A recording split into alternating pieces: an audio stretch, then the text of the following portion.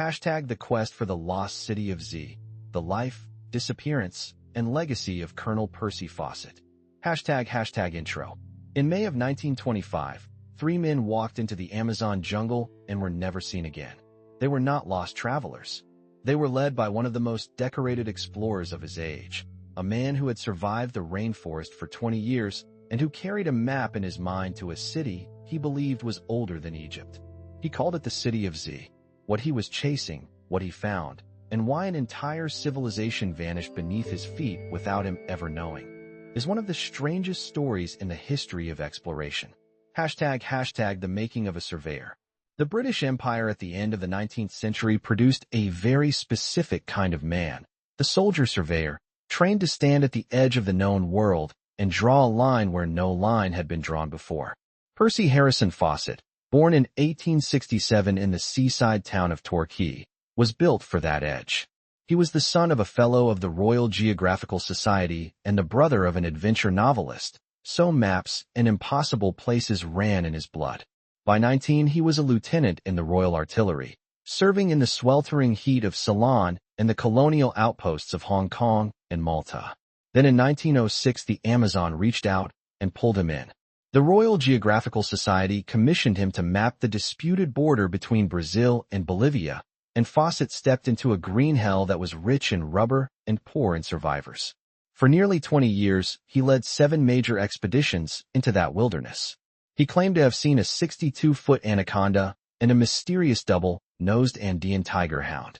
He lost 53 pounds on a single trek and emerged with his brain on fire, carrying the stories the conquistadors had left behind. Hashtag the legend of Z and manuscript 512. Fawcett was not merely mapping territory. He was hunting a ghost. In the National Library of Rio de Janeiro, he had studied a strange document known as Manuscript 512, written in 1753 by Portuguese Bandeirantes.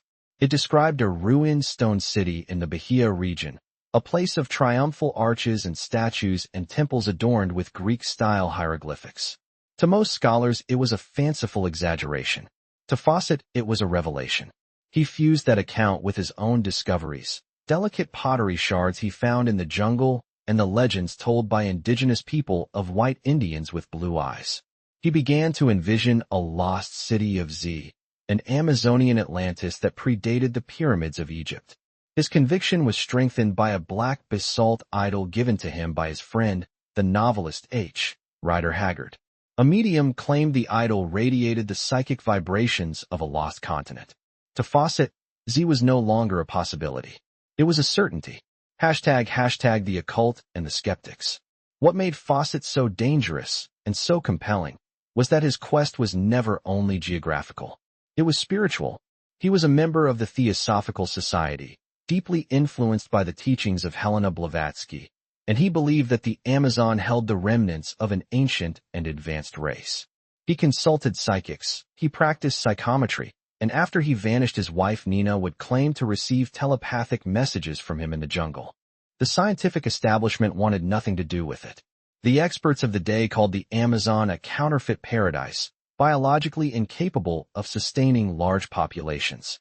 They dismissed Fawcett as a crank chasing an Amazonian Atlantis. But Fawcett believed the people the world called savages were the descendants of a highly civilized race, and he pointed to their delicate pottery and sophisticated oral traditions as proof. He was a gold medalist of the Royal Geographical Society, and yet he stood alone against a brick wall of skepticism. Hashtag the 1925 expedition. After serving as a decorated hero in the Great War, a 57-year-old Fawcett returned to Brazil in 1925 for what he called his most glorious expedition. He brought only 2 companions, his 21-year-old son Jack, a would-be actor, and Jack's best friend, Raleigh Rimmel. He believed a small party would look less like an invasion to the indigenous tribes and would be easier to feed off the land.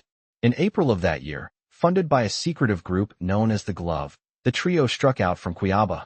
They moved north toward the Xingu River, plagued by flesh and carrion-eating bees and clouds of gnats that left Jack and Raleigh lame with infected bites.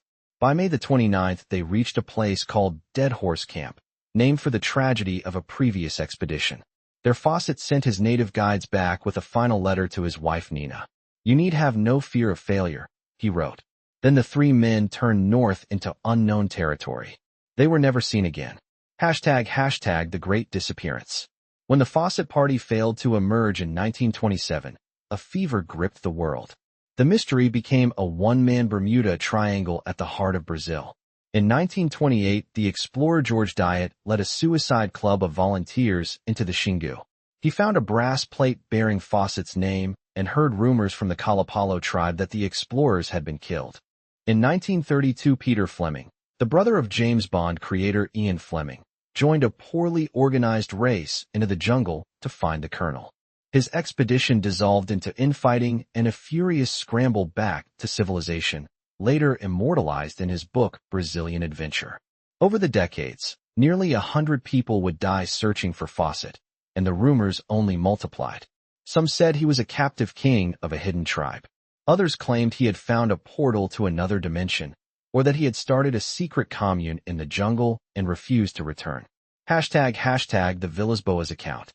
In 1951, the celebrated Brazilian explorer Orlando Villas-Boas announced that he had found Fawcett's grave. A Kalapalo chief confessed to murdering the party, claiming Fawcett had slapped a child and refused to offer gifts. Villas-Boas produced a skeleton to prove it. But when the bones were brought to London for analysis, they proved to be far too small to belong to the tall, athletic Fawcett. The mystery only deepened. The tribes of the Xingu kept their own stories. Some spoke of a white Indian named Dulipe, rumored to be Jack's son, living among them. Others, like the Bakari, remembered Fawcett as a man who left candy at his camps to establish peace. The truth remained hidden behind the green veil of the forest, and for most of the 20th century, it seemed it would stay that way forever. ## the modern revelation. Then in 1992, the mystery took a final and scientific turn. The anthropologist Michael Heckenberger, working alongside the Kikuro people, began to uncover what he called the garden cities of the Amazon. Using satellite imagery and ground excavation, he found a place called Kahiku, not a city of stone, but a sophisticated urban network of earth and wood, with 20 interconnected towns and villages, roads up to 50 meters wide, bridges, and defensive moats. The civilization Fawcett had been chasing had been real. It was located almost exactly where he had predicted. Evidence of fertile black earth called terra preta and sophisticated fish farming suggested a population of as many as 50,000 people. But this was a civilization built to live with the forest, using massive ditches and managed orchards rather than Roman arches and stone temples.